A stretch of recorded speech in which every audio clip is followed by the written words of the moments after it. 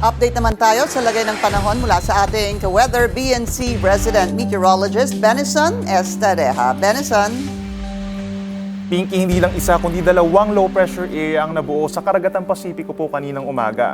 Ang una, huling namataan malapit sa ating area of responsibility na nasa layong 1,275 kilometers po silangan ng Mindanao. At yung ikalawa naman, higit na mas malayo at nasa more than 2,800 kilometers silangan din po ng Mindanao. Pareho pong wala pang epekto ang mga low pressure area na ito sa ating bansa. Ayon sa Pag-asa, kikilos ang mas malapit na LPA patungo Mindanao at magdadala po ng pag-ulan sa malaking bahagi ng Mindanao, Visayas at Palawan mula Miyerkules ng gabi hanggang Sabado ng umaga.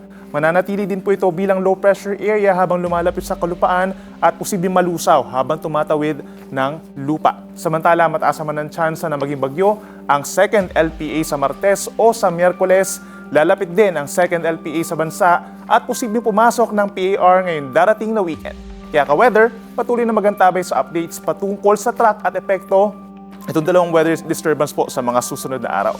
Ngayong Lunes naman, pumalo pa rin sa dangerous level ang heat index sa maraming lugar sa ating bansa. Nasa 20 po yung nasa dangerous level, 44 degrees Celsius sa may Dagupan, Pangasinan, sinundan ng 43 degrees sa maraming lugar pa dito sa may Luzon down to Visayas. Bukas, araw ng Martes, posibleng umabot sa delikadong antas ang heat index, 44 degrees pa rin sa may Dagupan at sa may Mambusaw, Capiz, 43 degrees naman sa may Palawan, Catanduanes, Iloilo, habang 38 degrees Celsius ang posibleng maramdaman bukas dito sa may Quezon City. So ayon sa Pag-asa, mapanganib pa rin po ang init mula 10 a.m. hanggang 4 p.m. Kaya ugaliin ang pag-inom ng tubig at siguruhin na nasa well-ventilated kayo na lugar at hindi direktang nasisikatan ng araw.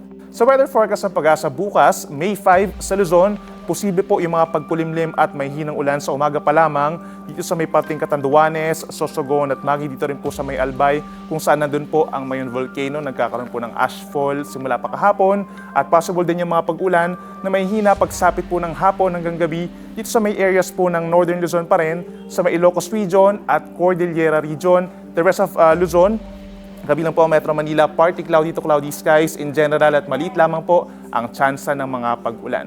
Samantala sa bahaging Visayas, Mindanao at Palawan, asahan po sa umaga pa lamang may tsansa na ng mga pag-ulan dito sa may parting Eastern Visayas at sa central portion of mainland Palawan, yan po ay dahil sa easterlies. Habang dito naman sa natitirang bahagi ng Mindanao, most likely sa may western portion, Zamboanga Peninsula, Bangsamoro Region and Soc-Sabgen, mataas ang tsansa ng mga light to moderate rains pagsapit po ng hapon hanggang gabi. At dito naman sa may parting Visayas, generally fair weather conditions, partly cloudy skies, minsan kumukulimlim ang panahon at may tsansa lamang po ng mga saglit na pag-ulan or pagkidlat pagkulog pagsapit ng hapon. At yan muna ang napapanahong balita po ngayong Lunes. Ako inyong ka-weather, Benison Estareja, na nagsasabing ang swerte darating sa tamang panahon. Mag-follow sa aming mga social media accounts at mag-subscribe sa aming YouTube channel para sa pinakahuli at eksklusibong mga balita.